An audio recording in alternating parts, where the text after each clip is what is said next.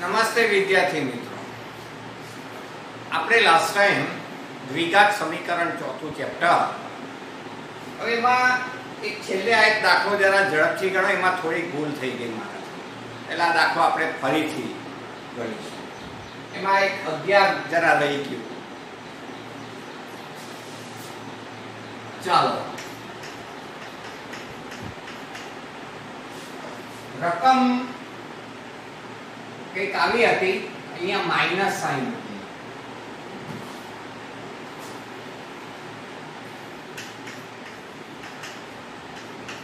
અગિયાર ના છેદમાં 30 બરાબર 0. આ શીખવાડ્યું તો પહેલું સ્ટેપ. પછી લસા તરીકે આ ત્રણ પદ આવે તો આને 30 વડે અને x - 7 વડે ગુણવું પડે. આ -30 અને x + 4 વડે ગુણવું પડે. -11 અને આનો ગુણાકાર x + 4 * x - 7 બરાબર 0. લાસ્ટ ટાઈમ આ 11 કંઈક રહી ગયું હતું. લસા લીધો પણ જમણી સાઈડ શૂન્ય છે એટલે લસા લખવાની જરૂર નથી. કૌંસ છોડીએ તો 30x - 30 + 210x -30x - 120 પછી -11 આ x² -7x + 4x -28 બરાબર 0. હવે આ 30x જાણે ઉડી જશે. આ -330 કૌંસ છોડીએ તો -11x². આ -3x માઈનસ ને માઈનસ પ્લસ એટલે 33x -3x અને 11 વડે પાછા ગુણવાનું છે. ત્યારબાદ આ બેમાં પ્લસ 28 * 11 મોડે ના ફાવે તો ગુણાકાર કરવો. આ તમારે પ્રમાણે જોઈએ. 308 બરાબર 0. 2 માઈનસ એ પ્લસ તો આ -11x² વત્તા 33x. આ બેમાં નિશાની માઈનસ આવશે. 30 માંથી 8 જાય એટલે 22 બરાબર 0. પહેલું પદ પોઝિટિવ નિશાની સાથે લખીએ છીએ આપણે. આ નિશાનીઓ બદલી નાખી. 11 કોમન કાઢી લઈએ છીએ. બસ આના અવયવ પડી જાય છે. અવયવ પડે તો અવયવ પાડી જ દેવાના, ન પડે તો પૂર્ણવર્ગની રીત અથવા પેલા દ્વિઘાત સૂત્રનો ઉપયોગ કરવાનો રહેશે. x - 2 બરાબર 0 અથવા x - 1 બરાબર 0. તો x ની કિંમત 2 અથવા 1 2 અથવા 1 મળી. તો આ એક મારી ભૂલ હતી ઉતાવળમાં છેલ્લે. તો આ દાખલો તમે આ રીતે પૂર્ણ કરી શકો છો. આ એક 11 કદાચ રહી ગયું તું લખવાનું.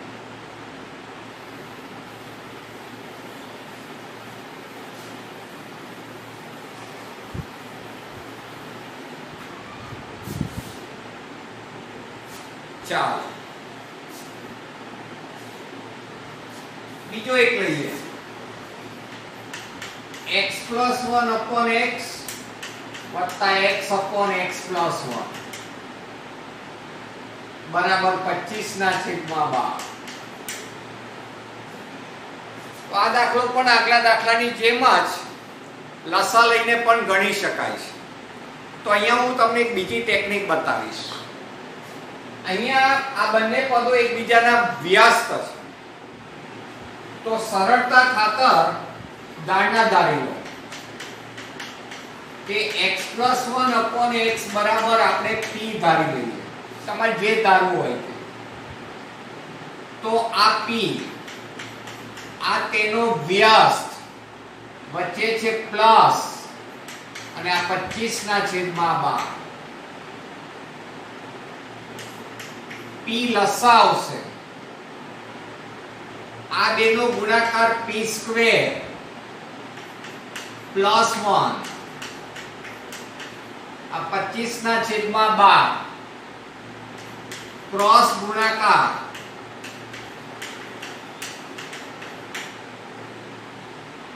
12p² વત્તા 12 બરાબર 25p.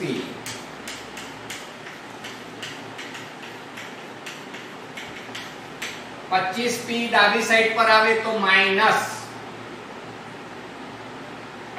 હવે અવયવ પાડવાના. 12 × 12 144, 25 લાવવાના એ પણ સરવાળાથી. તો 16 નવા 144, 16 અને 9 એટલે 25 સરવાળો થાય છે. એટલે 12p², 16p, 9p સરવાળાથી આ સંખ્યા આવી એટલે આ નિશાની બંનેમાં આવશે. વત્તા 12 બરાબર 0. આ બે પદમાંથી 4p કોમન, 3p - 4 -3 કોમન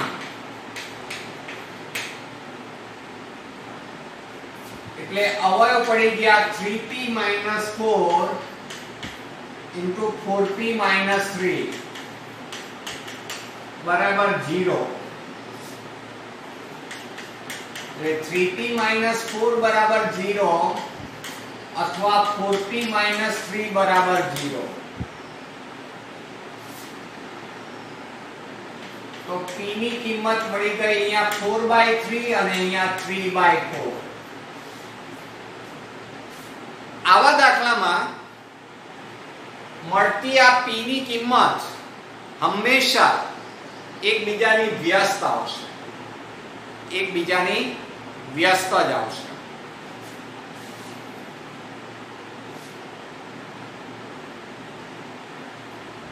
ચાલો હવે પહેલા p બરાબર 4/3 લઈએ. p તરીકે ધાર્યું છે આપણે x + 1 છેદમાં x. p ની કિંમત મૂકી દીધી ધારણા શરૂઆતની. પાછો આનો ક્રોસ ગુણાકાર કરીશું.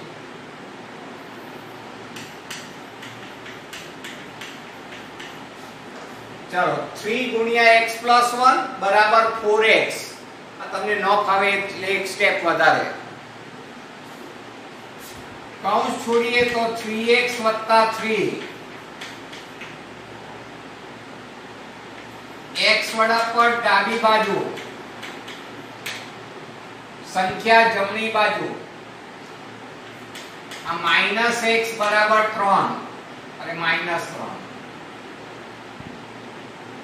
એટલે x ની કિંમત 3 મળી. આ -x અને -3 એટલે x બરાબર 3. અહીંયા લઈએ p બરાબર 3/4. વચ્ચે ઊભી લીટી દોરી દેવાની.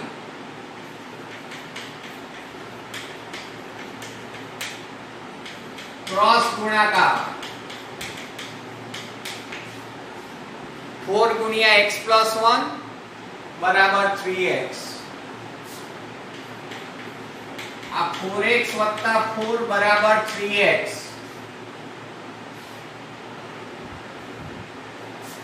x વાળા પદ ડાબી સાઈડ સંખ્યા જમણી સાઈડ એટલે x બરાબર -4. x બરાબર -4. તો આ રીતે આપણે આનો ઉકેલ મેળવી શક્યા છે. તો આ બંને બીજાના વ્યસ્ત હોય તો આ ટેકનિકનો ઉપયોગ કરી શકાય છે. નહીતર આગળ જે દાખલો જોયો ને એ પ્રમાણે આને આ બાજુ લાવી લસા લઈ આગળ વધો તો જવાબ તો છેલ્લે આ જ આવે. જે રીત કરવી હોય તે જવાબ સાચો આવવો જરૂરી છે.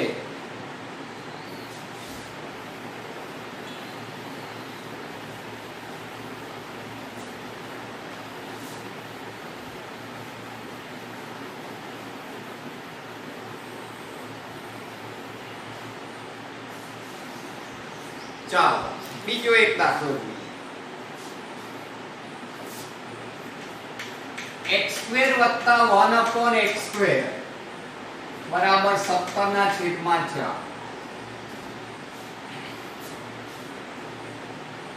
આવી રકમ છે.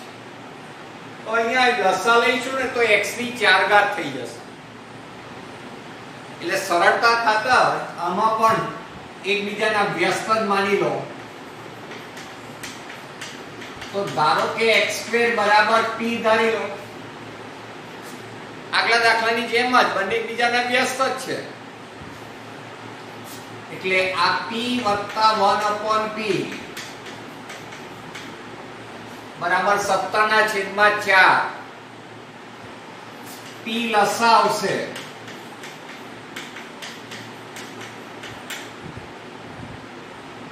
બરાબર છે. p લસા લીધો.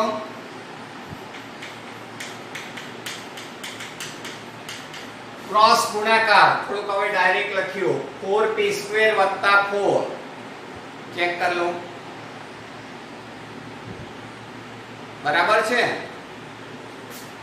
તો 4p² - 17p + 4 બરાબર 0.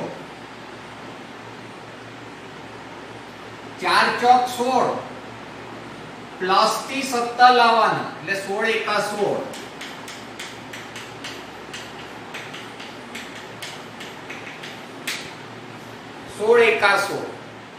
પ્લસ સાઇન છે એટલે આ નિશાની બેવમાં આવશે. સરવાળાથી લાવવું. આમાંથી 4p common, minus sign common, -1 p - 4 * 4p - 1 અવયવ પડી ગયા. એટલે p - 4 બરાબર 0 અથવા 4p - 1 બરાબર 0. એટલે p ની કિંમત આ પ્રમાણે 2 મળી, 4 અને 1/4.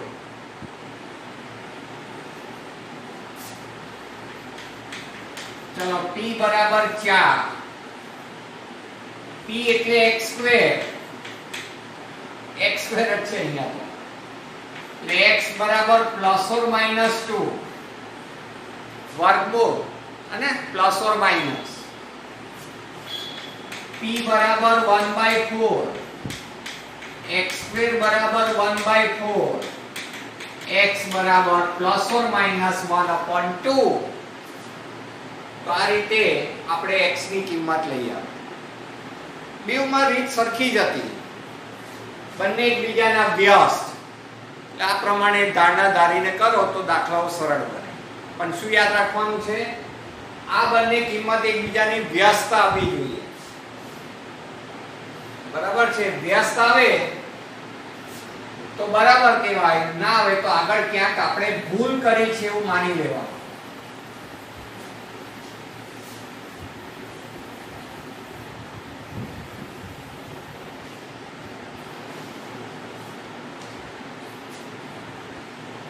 સર હવે થોડાક વ્યવહારિક દાખલાઓ તરફ લઈએ. સાંભળજો રાખો. રહેમાનની આજથી 3 વર્ષ પહેલાની ઉંમર, રહેમાનની અત્યારે જે ઉંમર હોય એની 3 વર્ષ પહેલાની ઉંમર ના વ્યસ્ત, એનો વ્યસ્ત, અને હવે પછીના 5 વર્ષ પછીની, 5 વર્ષ પછીની વાત ના ઉંમરના વ્યસ્તનો સરવાળો 3 વર્ષ પહેલા 5 વર્ષ પછી એમની જે ઉંમર હોય કોની, રહેમાનની, એના વ્યસ્ત નો સરવાળો 1/3 છે. તો અત્યારની ઉંમર શોધો. અત્યારની ઉંમર શોધો. ચાલો ધ્યાન આપજો. ધારો કે રહેમાનની અત્યારની ઉંમર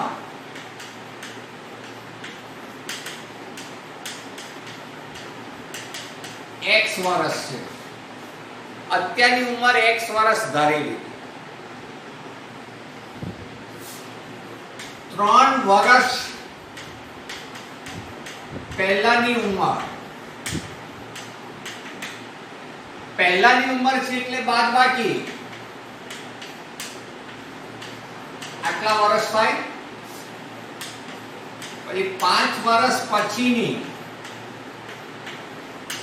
ઉંમર, પછી એટલે સરવાળો આટલા વર્ષ હોય, હે ને?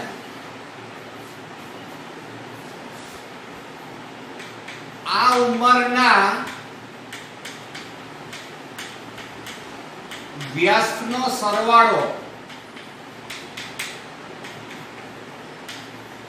1/3 છે, આપ્યું છે રકમમાં. એ સરવાળો 1/3 છે.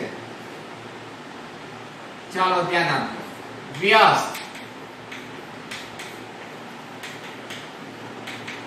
આ બંને લીધા, વ્યસ્ત બરાબર 1/3. ચલો આનું સાદું રૂપ આપવાનું રહેશે. ટેકનિક મેં આપી હતી તે પ્રમાણે ડાબી સાઈડ પર એ સંખ્યા લઈ ગયા એટલે જમણી સાઈડ 0 થઈ ગઈ. હવે લસા લઈશું તો આ બંનેનો ગુણાકાર અહીંયા થશે એટલે 3 ગુણ્યા x વત્તા 5. અહીંયા આ બંનેનો ગુણાકાર થશે એટલે પ્લસ 3 ગુણ્યા x માઈનસ 3 અને અહીંયા આ બંનેનો ગુણાકાર આવશે બરાબર 0. ફરીથી અહીંયા આ બે પદ આવશે, અહીંયા આ બે પદ આવશે અને અહીંયા આ બે પદ આવશે. અહીંયા પ્લસ અને અહીંયા માઈનસ.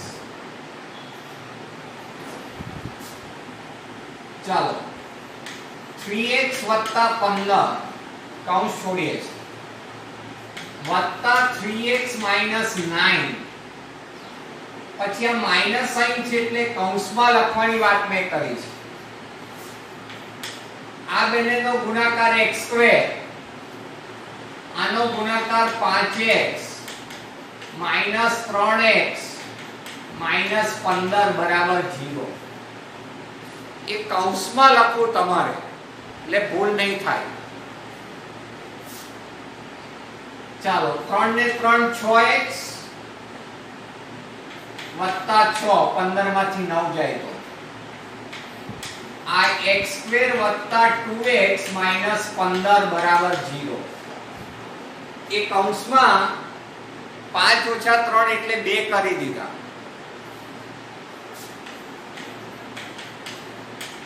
આ માઈનસ x2 માઈનસ 2x વત્તા 15 બરાબર 0. એટલે આ માઈનસ x2 6 માંથી 2 જાય તો 4 અને આ 21 બરાબર 0. 15 ને 6 21 બરાબર 0. હવે પહેલું પદ પોઝિટિવ રાખવું એટલે આ નિશાનીઓ બદલી નાખી. 21 ના બાદબાકીથી 4 લાવવું તો 7 તારી 21, 7 માંથી 3 જાય તો 4.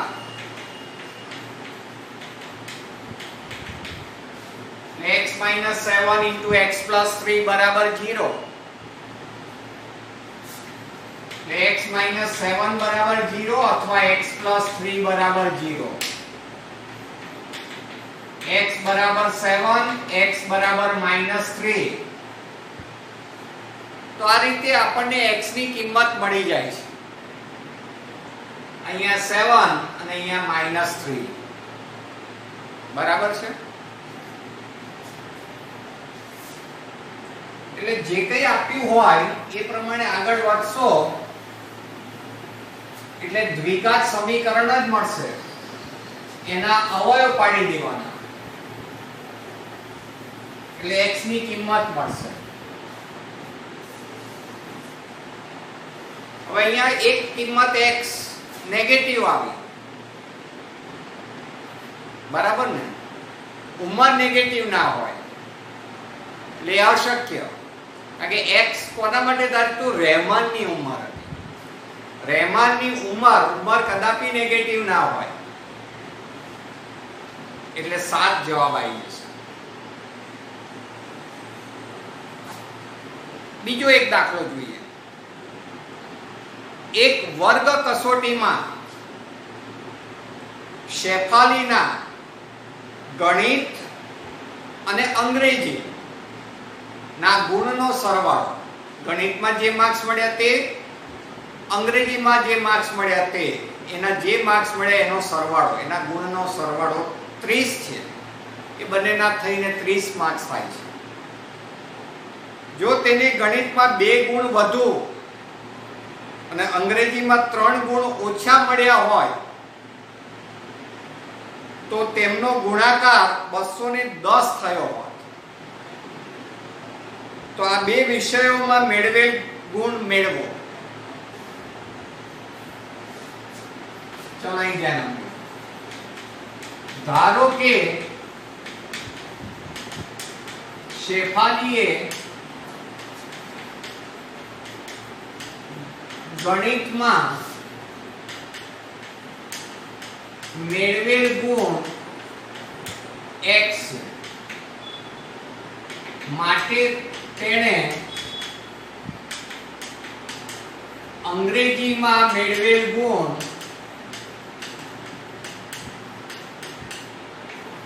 30 - x થશે. ખરું કે નહીં? સરવાળો બંનેનો 30 છે. અહીંયા તો આપણે એક જ ચલમાં દાખલો ગણવાનો છે, બીજો ચલ y લાવવાનો જ નથી. એટલે એક માટે x ધારી લીધો તો બીજો માટે તો બાદબાકી કરવી પડે. 30 માંથી x બાદ કરી દો. બરાબર. હવે શરત, ગણિતમાં 2 ગુણ વધુ એટલે x + 2 મળે. x ધારે તો ને ગણિતના માર્ક્સ 2 ગુણ વધુ એટલે સરવાળો. અંગ્રેજીમાં 3 ગુણ ઓછા એટલે અંગ્રેજીના માર્ક્સ છે 30 - x. 3 ગુણ ઓછા એટલે બાદબાકી, એટલે 27 - x થાય. આ ગુણનો ગુણાકાર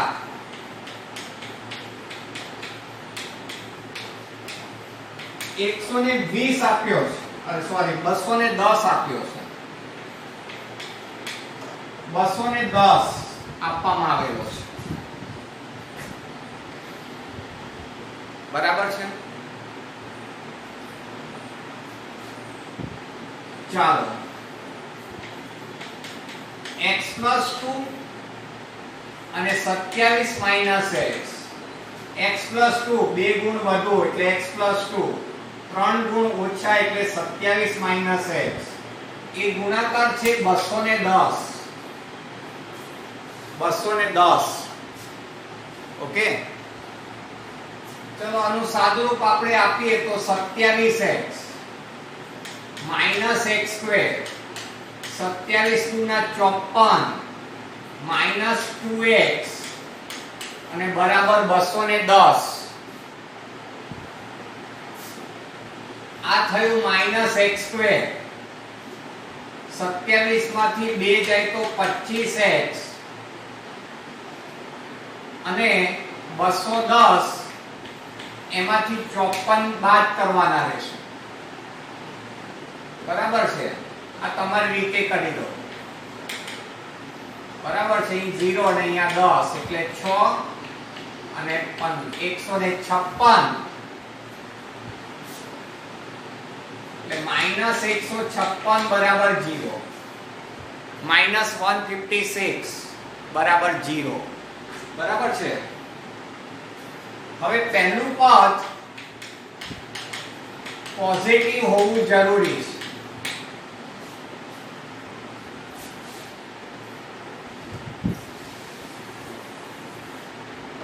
તો આ રીતે નિશાનીઓ બદલાઈ ગઈ.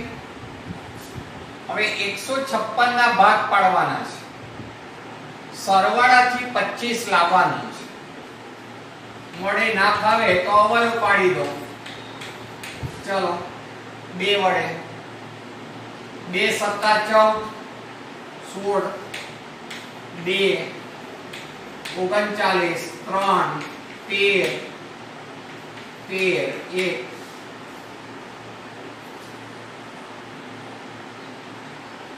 3 દુ 6 દુના 12 અને 13 અને 12 ભાગ પડશે. એટલે આ તો ના ફાવે તમે આ રીતે કરી શકો છો, જે રીત તમે જાણો છો. આમ તો 13 અને 12 એવા બે ભાગ પડે છે.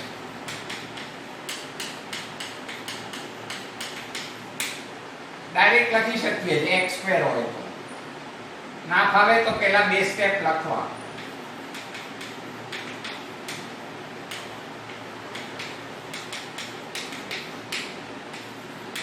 x ની કિંમત 13 મળી અથવા 12 મળી. આ બંને પોઝિટિવ છે એટલે બંને શક્યતા થશે. વિકલ્પ પહેલો x બરાબર 13 હોય ત્યારે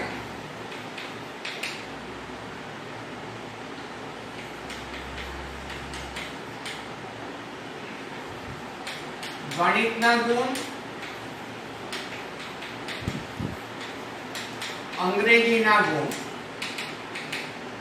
ગણિત માટે x ધારેલું છે ને આ 30 માઈનસ x ધારેલું છે.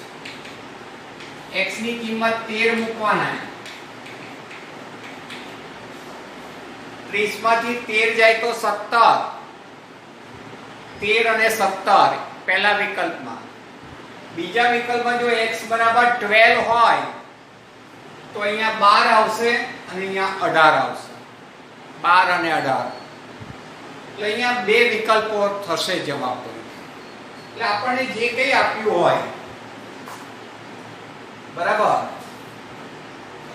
પણ x ની કિંમત જોઈ લેવાની, કોકમાં અશક્ય બનતી હોય.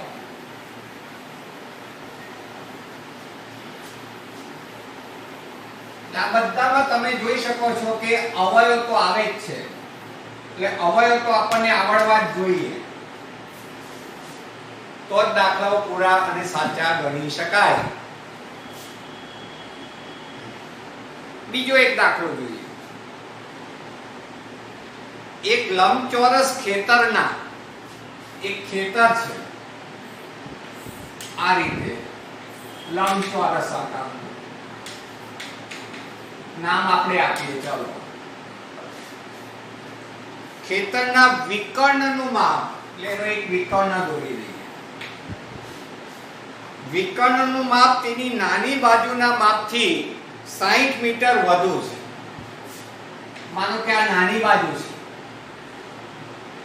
તો આ 60 વધારે છે. x + 60 વિકર્ણનું માપ. અને જો મોટી બાજુ એટલે BC અહીંયા નાની બાજુ કરતા 30 મીટર વધુ હોય, આ 30 મીટર વધુ છે. વધુ એટલે પ્લસ, તો ખેતરની બાજુના માપ શોધો. એટલે લંબાઈ પહોળાઈ શોધવાની થઈ.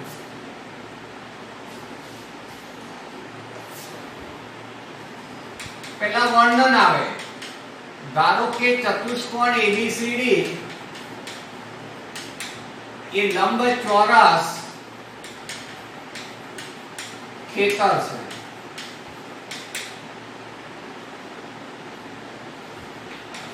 નાની બાજુ AB બરાબર x મીટર લેતા એ દાણા ધારી લીધી.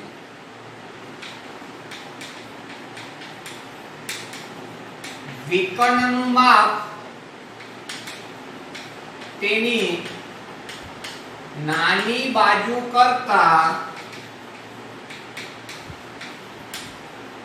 60 મીટર વધુ છે. નાની બાજુ કરતા 60 મીટર વધુ છે એવું આપ્યું છે. માટે વિકર્ણનું માપ x + 60 મીટર થાય. આ વિકર્ણનું માપ મળી ગયું x + 60.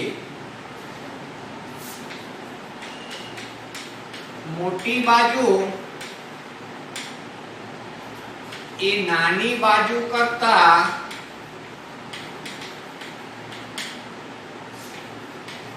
30 મીટર વધુ છે. 30 મીટર વધુ છે.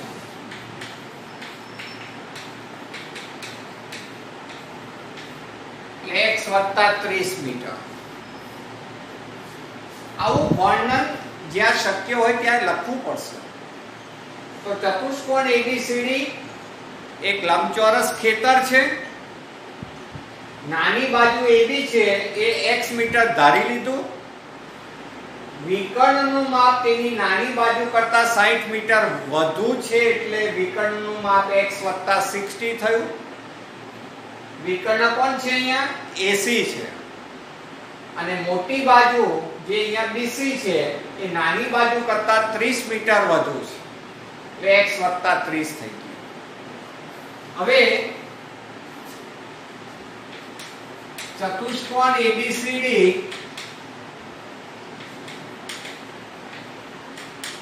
લંબચોરસ હોવાથી પ્રત્યેક ખૂણા કાટખૂણા હોય, ખરું ને?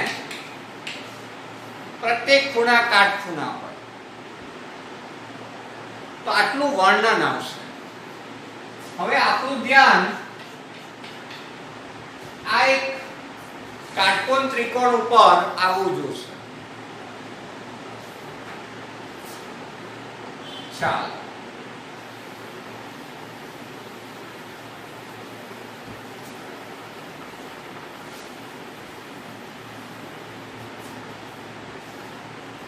ચાલો અહીં ધ્યાન આપજો.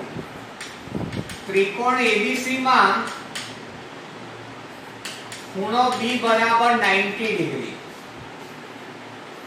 ખૂણા B નું માપ 90 ડિગ્રી આપ્યું છે. પાયથાગોરસ કાટકોણ ત્રિકોણમાં પાયથાગોરસ યાદ આવે ખરું?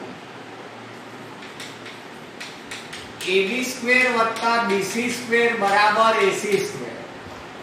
ખરું? પાયથાગોરસ પ્રમેય.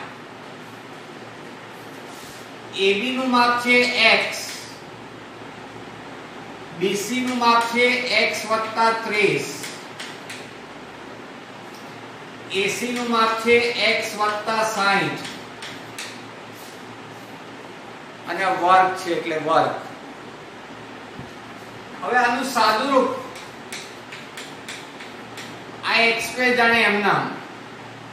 આનું વિસ્તરણ પહેલું પદ x², મધ્યમ પદ 60x, અંતિમ પદ 900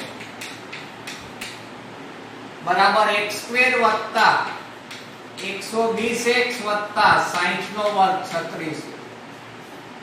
વિસ્તરણ કરી દીધું પહેલું, મધ્યમ, અંતિમ પદ. હવે એક x² તો બંને બાજુથી ઉડી જશે એટલે એક x² વધ્યું, 60x માઈનસ એટલે -60x, 60 - 120 અને ત્યારબાદ -900 માંથી એટલે આવે 2700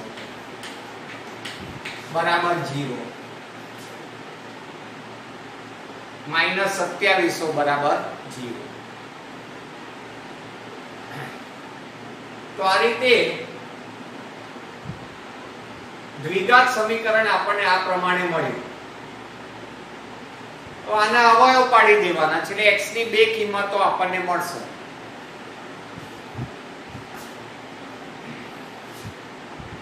હવે મોડે ના ફાવે તો આપણે પેલી d વાળી રીત કરી દે, વિવેચક વાળી. અને ax² + bx + c = 0 સાથે સરખામણી કરી.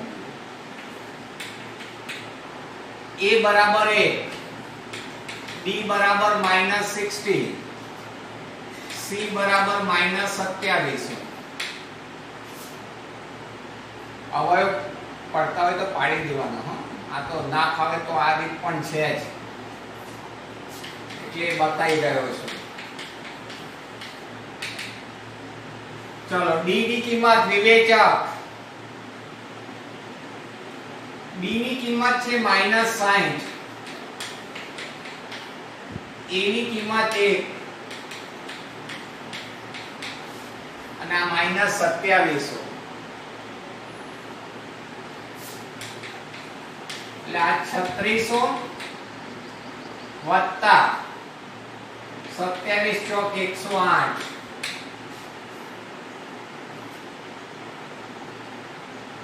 બરાબર છે. હવે આનો સરવાળો કરી દેવાનો, આ રીતે લખી દેવાનો એટલે ભૂલ ના પડે.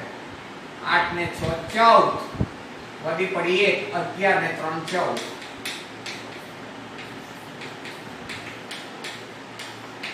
આનું વર્ગમૂળ 120 થાય, 144 નું 12 અને 2 0 એટલે 100, એનું વર્ગમૂળ 10 એટલે 1 બિંદુ. વર્ગમૂળ d ની કિંમત મળી ગઈ 120.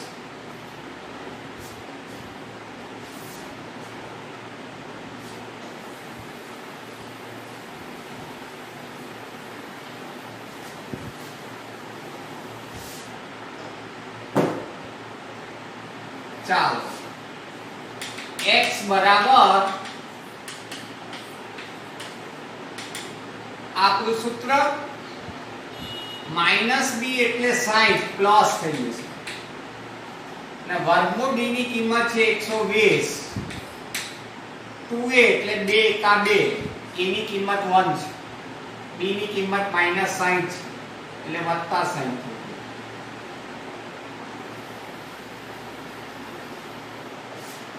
એટલે x ની કિંમત મળી ગઈ 60 120 ભાગ્યા 2 અથવા x બરાબર 60 ઓછા 120 ભાગ્યા 2. આ 180 ભાગ્યા 2 એટલે 90 અને આ -60 ભાગ્યા 2 એટલે -30. તો આવી કિંમતો આપણને મળી x ની. હવે આપણે શું જાણીએ છીએ કે x નાની બાજુનું માપ છે એટલે લંબાઈ.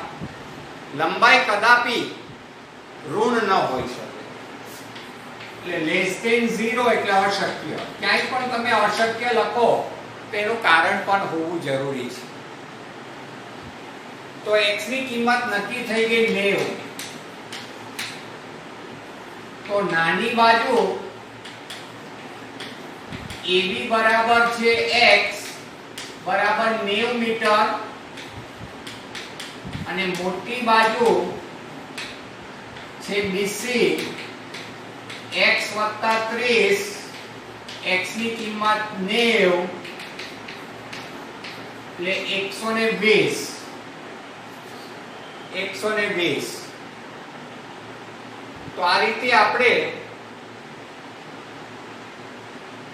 લંબચોરસ ની લંબાઈ પહોળાઈ શોધી નાખી. બાજુના માપ શોધવાના કીધા. બાજુ એટલે લંબાઈ અને પહોળાઈ.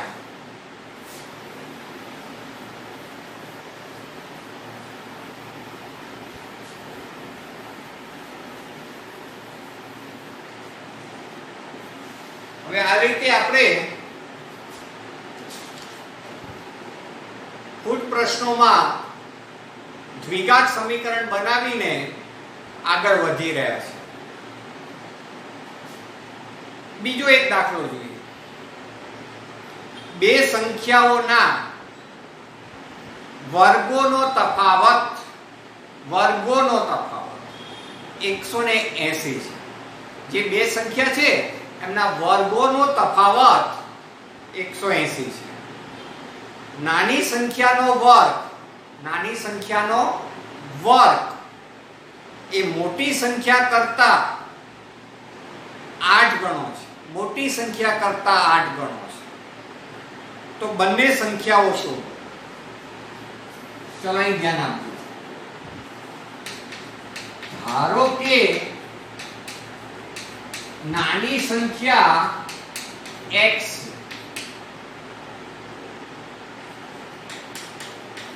હવે મોટી સંખ્યા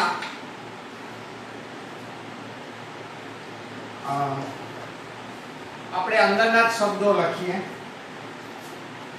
નાની સંખ્યાનો વર્ગ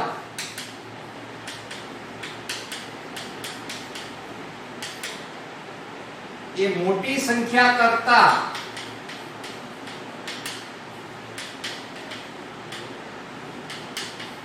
8 ગણો છે.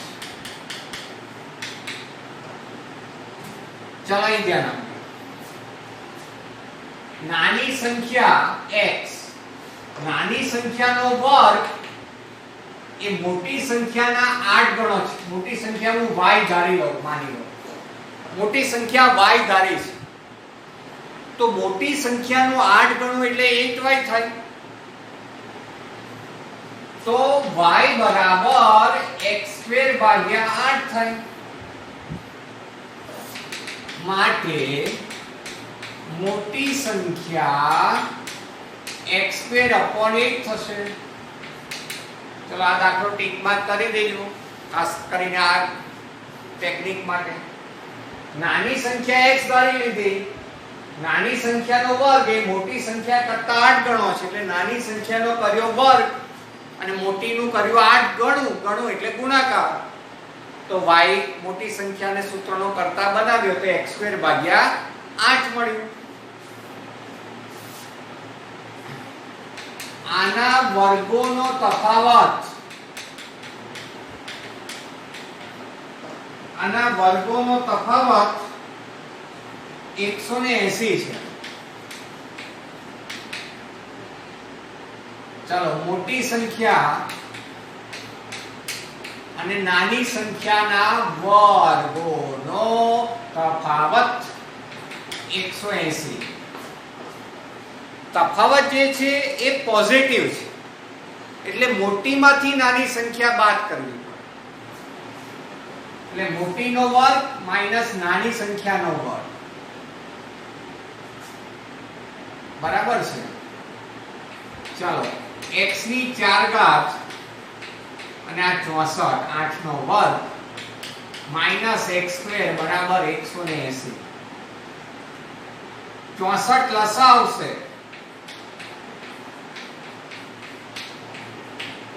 હવે 180 ગુણ્યા 64 કરવાના.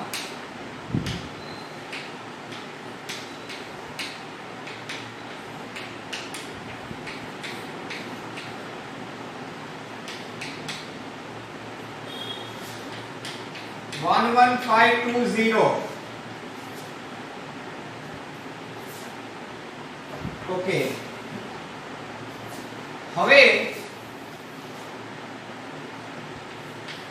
x ની 4 ઘાત માઈનસ 64x² માઈનસ આ સંખ્યા બરાબર 0.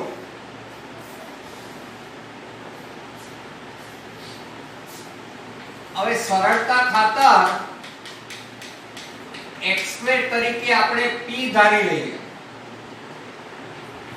આમ તો આ રીતે હોય તો પડે જ, કારણ કે આનું આ વર્ગમૂળ છે દ્રષ્ટિથી, પણ p ધારી લેવું.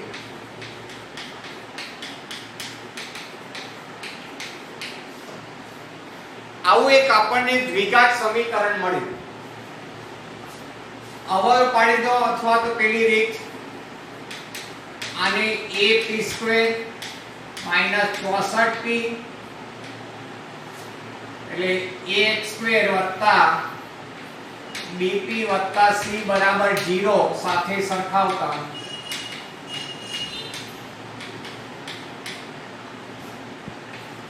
a બરાબર 1,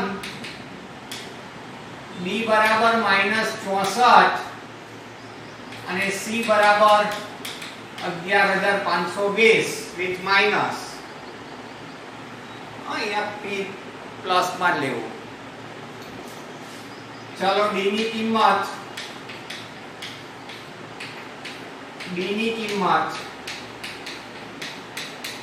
c ની કિંમત હવે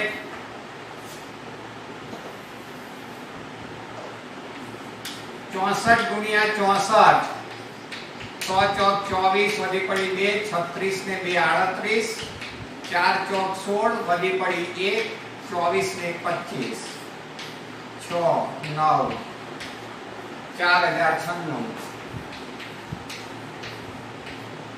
પછી પ્લસ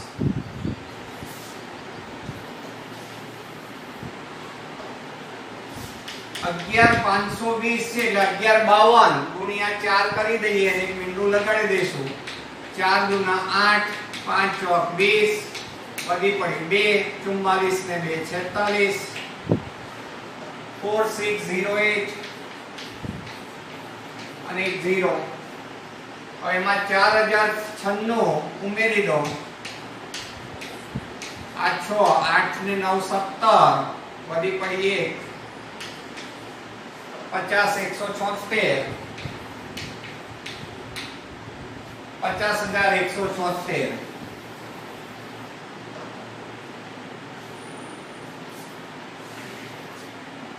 હવે આનું તમારે વર્ગમૂળ શોધી નાખવાનું આવડે છે તમને સૂત્રમાં કિંમત મૂકી સાદુરૂપ આપી દેજો એટલે p ની કિંમત મળશે પછી p બરાબર x સ્ક્વેર પછી એનું વર્ગમૂળ